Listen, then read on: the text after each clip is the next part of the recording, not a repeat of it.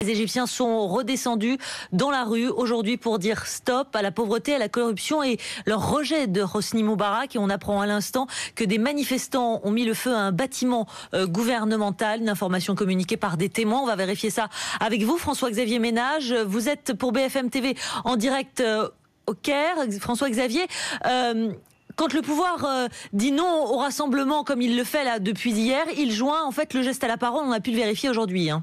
Oui, avec 700 personnes arrêtées maintenant depuis 48 heures, dont 500 aujourd'hui dans tout le pays. Alors les services de sécurité déployés notamment ici au Caire, on voit de là où l'on est, c'est-à-dire juste à côté du port, on voit des dizaines de manifestants qui se déplacent lentement et à côté des CRS, des forces de l'ordre, qui bloquent certains accès. Alors on a l'impression d'assister à un jeu du chat et de la souris.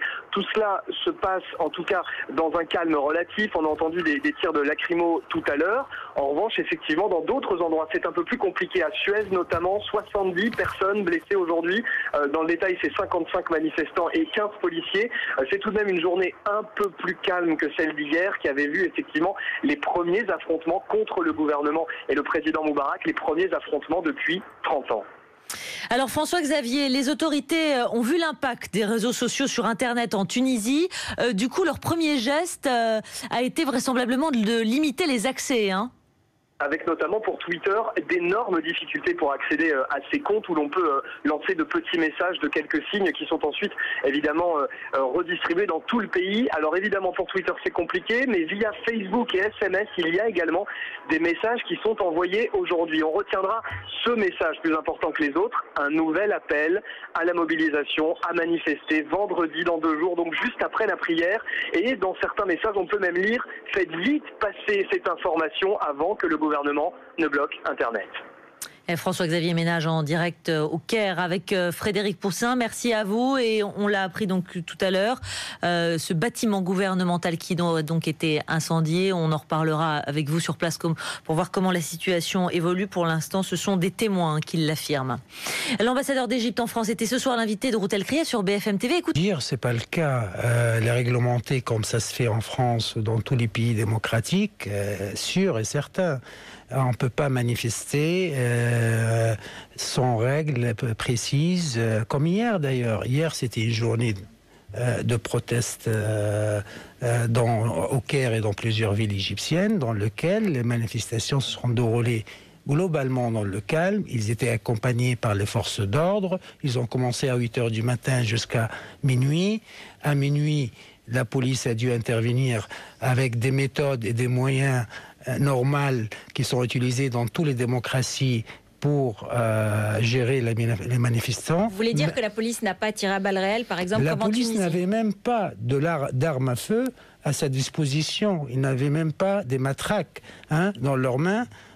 Parce que on gère pas des manifestations en Égypte de telle manière. On les gère avec un certain professionnalisme et en sachant qu'il s'agit de nos jeunes, notre peuple, qui manifestent, qui expriment leur point de vue dans un climat depuis 10 ans ou 15 ans d'une liberté d'expression totale où tout se dit, tout s'exprime.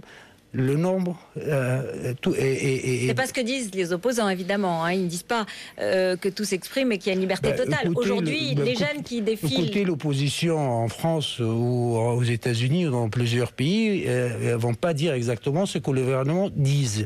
C'est normal, c'est acceptable. Et le fait que vous les entendez, ça veut dire que l'espace des libertés en Égypte est assez large et assez vaste. Avec 300 journaux indépendants, une trentaine de chaînes de télé indépendantes, et hier soir, les propos tenus au Caire sont beaucoup plus durs que celles qui sont tenues aujourd'hui en France. Monsieur Nasser Kamal, vous voulez dire aujourd'hui que l'Égypte est une démocratie comparable à la France ou aux États-Unis? Oui et non.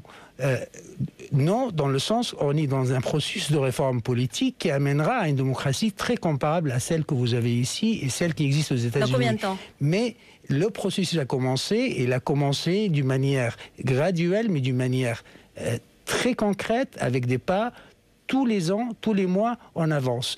Hier était une manifestation de ce développement. Hier, le fait que le pays a géré à la fois une trentaine de manifestations. Il y a 3 semaines, je vous rappelle, l'Égypte a géré aussi d'autres manifestations lors de l'attaque terroriste lâche qui a frappé le pays à Alexandrie contre une église, et les manifestants se sont déroulés dans le calme absolu, sans un blessé d'un côté ou de l'autre. Monsieur Nasser Kamel, est-ce que l'exemple tunisien est en train de se propager aujourd'hui en Égypte? Je ne parlerai pas de la Tunisie, un pays ami dans lequel on respecte parfaitement le choix de son peuple, mais franchement, la situation politique, l'espace des libertés, la liberté d'expression, la richesse du débat politique, le dialogue sociétal qui existe en Égypte entre opposants, entre mouvances de toute couleur, de toute tendance,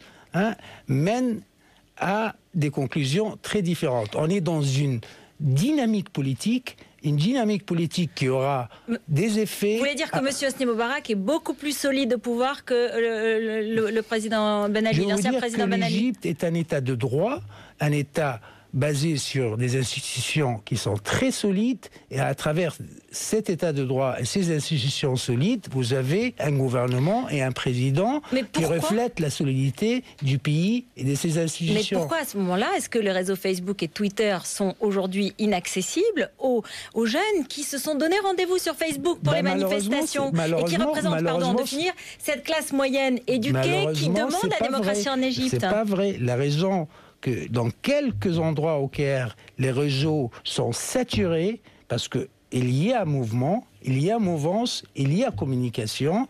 Je vous invite à essayer d'utiliser votre Twitter au Stade de France, entre 100 000 spectateurs d'un match de France contre l'Espagne. Vous n'aurez pas du Twitter.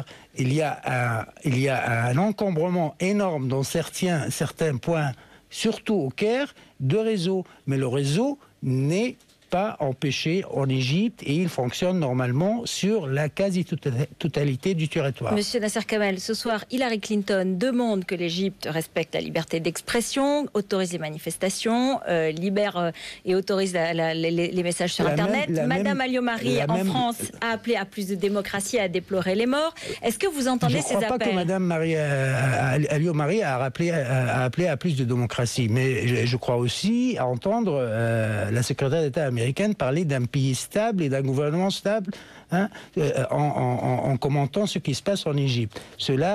Qu'elle appelle à plus de liberté, qu'elle appelle à plus de démocratisation, je vous ai dit, on vit dans un processus.